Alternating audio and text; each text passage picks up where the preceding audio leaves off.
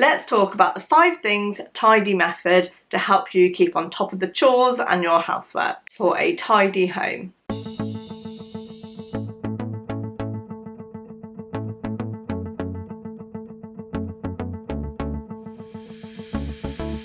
Hi, my name's Rachel. I do videos about decluttering, minimalism and my no spend year. Today we're going to talk about a tidy method to help you keep on top of the chores. Chores are one of my things I find quite difficult to keep on top of sometimes. I think when it's busy at the beginning of the week with work, I can let things slide and then I find it difficult to then get back on track. I end up using my days off as kind of housework days. So let's have a look at a strategy that might make it a little bit easier for us to keep on top of all the chores within our home. This is a strategy designed by a psychologist called Casey Davis. She's the author of How to Keep House While Drowning. And her strategy is a way of making you think about doing a small amount at a time, but then coming back to jobs. So kind of not feeling like you're going from area to area to area to area, but actually just focusing in on one specific thing at a time and then actioning that pile that you have created. It seems like a really great strategy for learning how to maintain a home, and it's something that the family can get involved in as well, so they could know that they are collecting up all the trash and then they are actioning it. Like they can get involved with finding all the laundry and putting it in the laundry basket or learning how to put a load on. So there's ways that you can get the family involved in it, and they can also have baskets.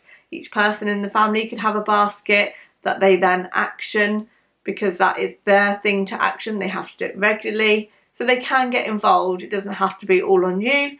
It could be a strategy that everybody is involved in. It's going to help you tackle a room by using 5 different categories. The first 3 are mess related. So we've got trash or rubbish, laundry and dishes. They are things that are kind of messy and kind of almost hygiene related that can make it difficult to tidy up a space. We've then got things that have a place and things that don't have a place. The first step with this method is that you need to have a go through each of those categories in a small way and do the bare minimum for each category. For example, you're going to get a bin bag and collect all the rubbish in that room and put it in the bag and then leave it by the door. Next, you're going to find all the dishes that are in there and you're going to collect them up and leave it by the door, or if you can, take it down to the dishwasher or the kitchen sink. We're not going to do them, we're just going to take them to the place that they need to be. For the laundry, you're going to put it in the laundry basket and you're going to leave it there until you're ready for that task. So collect all the laundry up within the room and put it in the basket.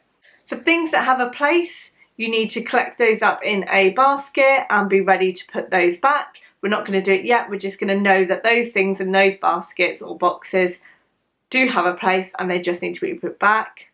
Next, you're going to deal with things that don't have a place. So these are items that you're not quite sure of. These absolutely do need to be contained either in a box or basket so that you know that you can deal with them at a later date if you can't do it now. Because what we're trying to do is have a quick tidy method. That means that we're not making all of those decisions at once. So you've done now the bare minimum in each of those 5 categories, and now you're going to go back round. The rubbish that you put in the bin bag, you're now going to take that out to the bin outside. You're then going to go to the dishes, you're going to put all the dishes in the dishwasher or wash them up in the sink, put the dishwasher on. You're then going to go to the laundry basket. If you've got enough for a load, you're then going to put a load on. Okay, now we're going to go back to the things that have a place.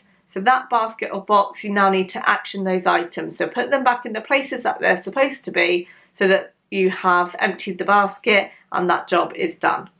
Anything you're not quite sure of that belongs to somebody else, you can leave in that basket and they can deal with that. Then you're going to go back to the things that don't have a place. The reason why this is the last one is because this is where the decision making is, and this is where you've got a little bit more thinking to do. So it might be that you can't make those decisions, or they don't belong to you and it's somebody else's decision. That is ready for you to deal with when it's the right time. So if you're now ready because you've done all the other jobs and you're now ready to deal with it, then you could start actioning some of those things from that basket and finding them a home within your rooms, or the person that they belong to can then find it a home. So there are the 5 areas that you have then actioned, so that you have managed to complete 5 different areas within a room. You could then do that strategy within another room. So if you've done a bedroom first of all, it might be that you do that in the bathroom, then it might be that you do it in the living room, but you don't have to do it all in one go. It just means that once you have got into the habit of doing this strategy, it does make it easier to manage. Let me know your thoughts below if you've had a go at this strategy, and I will be back for more videos soon. Take care, bye.